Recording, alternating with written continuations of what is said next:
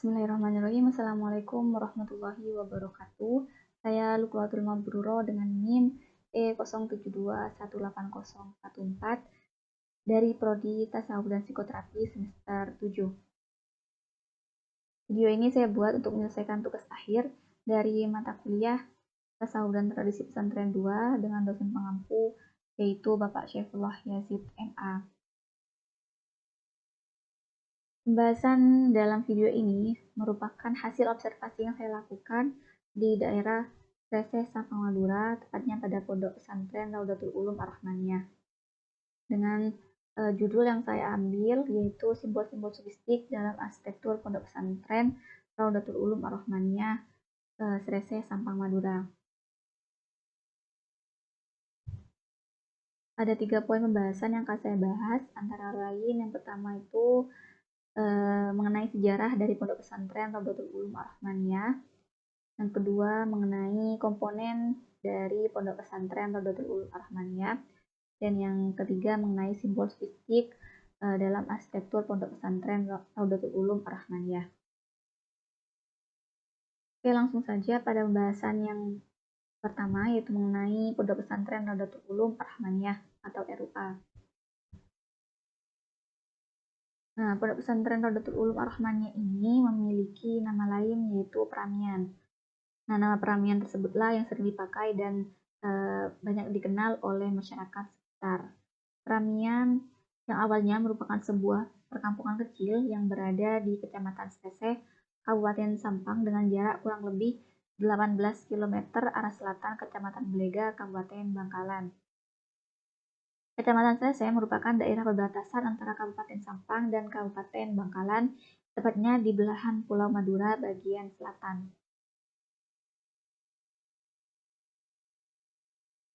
Pada sekitar tahun 1228 Hijriah atau tahun 1808 Masehi, ada seorang pengembara sufi bernama Syekhul Kubro Al-Alim Al-Alamah Kiai Abdul Qahir asal Toronan, Gunung Kereng, Pamekasan.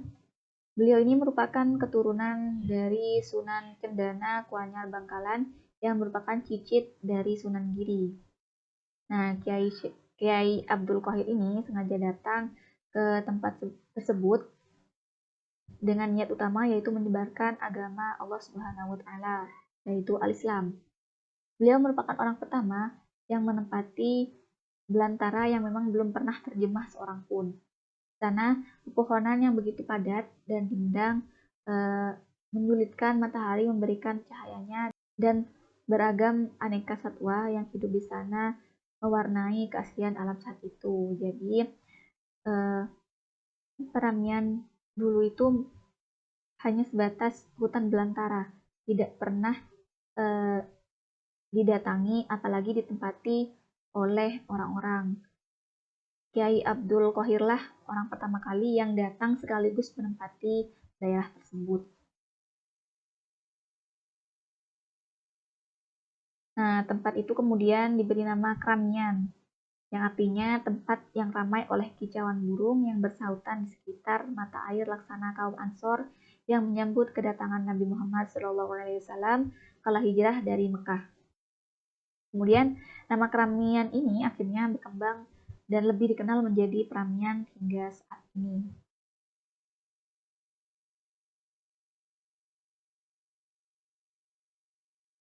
Pondok Pesantren Raudatul Ulum Ar-Rahmaniyah atau yang dikenal dengan Peramian ini merupakan pondok pesantren yang basicnya masih dalam kategori salaf, yang budaya serta ajarannya masih kental dengan kesederhanaan dan tradisional. Mulai dari ajaran kitab yang memang berbasis salaf, terus budaya di dalamnya, penggunaan bahasa daerah halus yaitu bahasa Madura, serta kehidupan kiai nyai dan santrinya masih dibilang sederhana, seperti para santriwati masih menggunakan pakaian sederhana termasuk sarung sampai saat ini. Itu menjadi ciri khas dari Pondok Pesantren Peramian. Seiring berjalannya waktu, Pondok Peramian ini mulai terupgrade menjadi pondok pesantren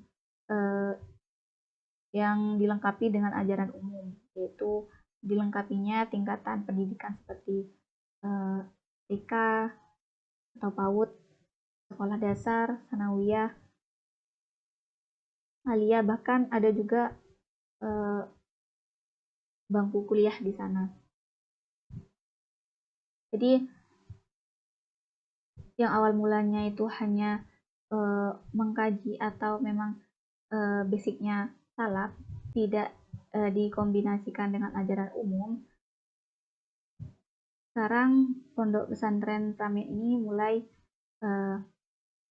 dilengkapi, bahkan tidak hanya santri yang menetap dalam pondok yang dapat belajar di pondok tersebut, bahkan masyarakat luar pondok pun boleh belajar di sana dengan sistem pulang pergi selesai sekolah, khususnya itu di bangku kuliah yang ada di pondok pesantren Pramien. Itu dia sejarah singkat dari pondok pesantren Rodatul Ulum Ar-Rahmaniyah atau Pramien, Sreseh. Lanjut pada bahasan yang kedua mengenai komponen dalam pondok pesantren Rodatul Ulum Ar-Rahmaniyah atau RUA.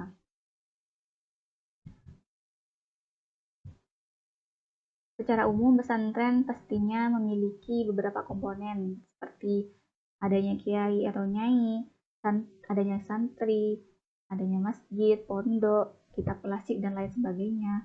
Nah, di sini ada beberapa komponen dari pondok pesantren Rodatul Ulum Ar-Rahmaniyah. Antara lain itu pastinya ada nyai atau kiai. Nah, adanya kiai atau nyai ini dalam pesantren merupakan hal yang mutlak bagi sebuah pesantren sebab beliau merupakan tokoh sentral yang memberikan pengajaran karena kiai ini merupakan salah satu unsur yang paling dominan dalam kehidupan pesantren. Kiainya juga merupakan pengasuh atau pemilik pondok pesantren. Untuk gelar kiai nyai biasanya itu diberikan oleh masyarakat kepada orang yang memang memiliki ilmu pengetahuan mendalam mengenai agama, atau bahkan dalam pondok pesantren tertentu termasuk pondok Pramien ini, sandang kiai biasanya diberikan secara turun-temurun seperti dari ayah ke putranya untuk melanjutkan pengembangan pondok pesantren tersebut. Nah, dalam pondok pesantren Rodatul Ulum ini memiliki sistem pengasuh berperiode, yaitu pemimpin dalam pondok diberikan secara turun-temurun dan bergantian mulai dari pengasuh pertama, kemudian dilanjutkan oleh calon pengasuh selanjutnya atau putra, dan begitu seterusnya. Yang kedua itu ada santri. Santri merupakan unsur pokok dari suatu pesantren. Nah, untuk santri ini biasanya ada dua macam santri. Yang pertama itu santri mukim, yaitu santri yang menetap dalam pondok pesantren sampai ia lulus, bahkan sampai ada yang menetap dan mengabdikan dirinya menjadi seorang pengajar atau membantu keperluan kiai dan nyai. Kemudian yang kedua itu ada santri kalong, yang artinya santri kalong ini berasal dari daerah sekitar pesantren dan biasanya mereka tidak menetap dalam pesantren. Mereka bisa pulang ke rumah masing-masing setiap selesai mengikuti suatu pelajaran di pesantren tersebut. Namun di Pramien ini santri kalong hanya diperbolehkan untuk santri yang sudah duduk di bangku kuliah saja. Selain dari itu harus menetap di pondok dan menjadi santri mukim sampai lulus MA. Yang ketiga ada pondok. Pastinya pondok pesantren pasti ada pondok. Yang dimaksud di sini, pondok itu merupakan tempat tinggal kiai bersama santri, dan adanya pondok ini yaitu sebagai tempat tinggal bersama antara kiai dengan santrinya dan bekerjasama untuk memenuhi kebutuhan hidup sehari-hari. Nah, pondok ini dapat dijadikan sebagai sarana tempat bersosialisasi bagi santri karena dengan tinggalnya dalam satu pondok maka antar santri akan semakin erat persaudaraannya.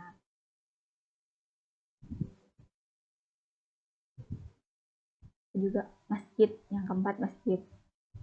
Nah, dalam konteks ini, masjid merupakan pusat kegiatan beribadah dan belajar mengajar.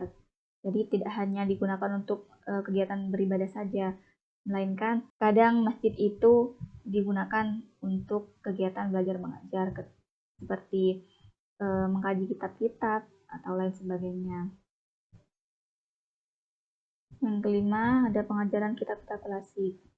Nah, dalam pondok pesantren Raudatul Ulum Ar-Rahmaniyah ini, kajian kitabnya diajarkan secara bertahap, yaitu menyesuaikan tingkatan pendidikannya. Untuk tingkatan santri yang baru masuk pondok, biasanya hanya mengkaji kitab seperti usul fikih, yaitu Safinah, ada Sorof juga, yaitu Amsilatut Tasrifiyah, dan juga kitab-kitab dasar lainnya. Sedangkan untuk tingkatan santri lama, biasanya mengkaji kitab Safinah, fikih, yaitu Fathul Qorib juga, dan kitab lainnya. Ada juga beberapa kitab tasawuf yang juga menjadi kajian dalam pondok pesantren Raudatul Ulum Ar-Rahmaniyah ini, yaitu Ihya Ulumuddin dan Kitab Kuning. Yang keenam, ada sekolah atau kelembagaan Raudatul Ulum Ar-Rahmaniyah. Seperti yang telah dijelaskan pada sejarah, Al-Ma'had Raudatul Ulum Ar-Rahmaniyah ini berdiri pada tahun 1808 Masehi. Dalam melaksanakan berbagai pembinaan, pendidikan dan pengajaran terhadap para santrinya, Pondok Pesantren Raudatul Ulum Ar-Rahmaniyah ini telah mendirikan berbagai lembaga pendidikan berjenjang yang terdiri dari lembaga pendidikan diniyah, beberapa lembaga pengembangan bahasa asing, mulai dari Arab, Inggris, dan Prancis. Ada juga Lajnah Bathul Masail, ada Lajnah Tahfidz Al-Quran, perpustakaan, dan lembaga pendidikan umum. Itu untuk kelembagaan di Pondok Pesantren Raudatul Ulum Ar-Rahmaniyah. Yang terakhir ada rutinitas Pondok Pesantren Raudatul Ulum Ar-Rahmaniyah. Ada beberapa rutinitas yang dilakukan dalam Pondok Pesantren Raudatul Ulum Ar-Rahmaniyah ini, seperti pengajian Al-Quran. Itu tentunya ya setiap di semua pondok pasti ada pengajian Al-Quran setelah maghrib. Membaca juga ada kegiatan membaca rotib Al-Hadad tiap malam Senin biasanya dilakukannya, dan juga ada burdah serta membaca surah Al-An'am. Itu ada jadwalnya masing-masing seperti itu. Itu dia pembahasan dari komponen Pondok Pesantren Raudatul Ulum Ar-Rahmaniyah. Lanjut pada pembahasan terakhir, yaitu simbol sofistik dalam arsitektur Pondok Pesantren Raudatul Ulum Ar-Rahmaniyah atau RUA ini. Nah, di sini simbol sofistik yang ada dalam pondok RUA ini khususnya terletak pada lambang yang dijadikan sebagai identitas pondoknya, yaitu pada lambang Al-Ma'had. Nah, lambang Al-Ma'had ini dibuat oleh Kiai Haji Ahmad Khalid El-Bushari Mas'ud pada tahun 1973. Nah, adapun lambang Al-Ma'had terdiri dari pertama ada gambar bumi yang berarti salah satu wadah tercurahnya rahmat Allah Subhanahu wa Ta'ala. Yang kedua, ada 4 kitab di atas bumi. Satu terbuka, yang lainnya tertutup, yang berarti Al-Quran, ada Al-Quran, As-Sunnah, Al-Ijma', dan Al-Qiyas. Yang ketiga, ada 9 bintang, 5 di bagian kanan, yang berarti Nabi Muhammad SAW dan Khulafaur Rasyidin. Sedangkan 4 di bagian kiri memiliki arti 4 mazhab, yaitu Hanafi, Maliki, Syafi'i, dan Hambali. Ada juga pelita dengan 3 sinar memancar, yang berarti mengusahakan tetap terpancarnya keteguhan al-iman, tegaknya al-Islam, dan mantapnya al-ihsan.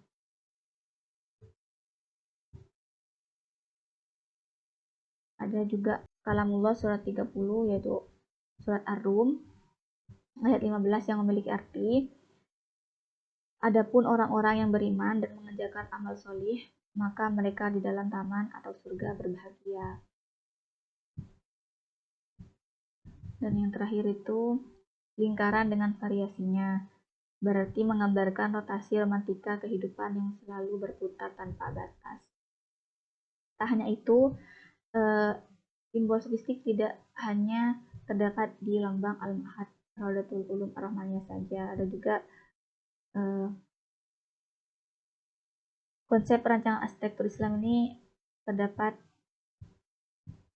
di transformasi bangunan yang diwujudkan ke dalam beberapa aspek, yaitu transformasi atap berupa 3 tingkatan yang merefleksikan kesempurnaan keislaman seorang muslim, yaitu tingkatan pertama adalah Islam atau syariat, tingkatan kedua yaitu iman atau tarekat, dan tingkatan ketiga itu ihsan atau hakikat. Nah, sedangkan puncaknya yaitu makrifat, paduan dari 3 komponen tersebut menuju kesempurnaan. Tidak hanya itu, konsep arsitektur sofistik juga diterapkan di beberapa bangunan seperti asrama, bangunan sekolah, musola atau langgar, serta dalam atau rumah kiai yang masih mempertahankan kesederhanaan, bahkan sampai pada corak dan bentuk bangunannya yang tidak mewah, yang mengikuti ajaran Nabi Muhammad SAW, yaitu kehidupan yang sederhana dan sesuai dengan kaidah arsitektur dalam Islam, yaitu tidak boleh terlalu menonjol atau lebih megah dari bangunan sekitarnya.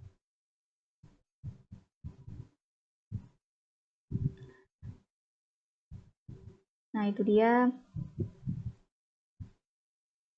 pembahasan dari hasil observasi yang saya lakukan di Pondok Pesantren Raudatul Ulum Ar-Rahmaniyah dengan judul simbol-simbol sofistik dalam arsitektur Pondok Pesantren Raudatul Ulum Ar-Rahmaniyah Serese Sampang Madura. Mungkin itu saja yang bisa saya sampaikan. Kurang lebihnya mohon maaf apabila ada salah kata atau kurang jelasnya penyampaian. Terima kasih banyak dan wassalamualaikum warahmatullahi wabarakatuh.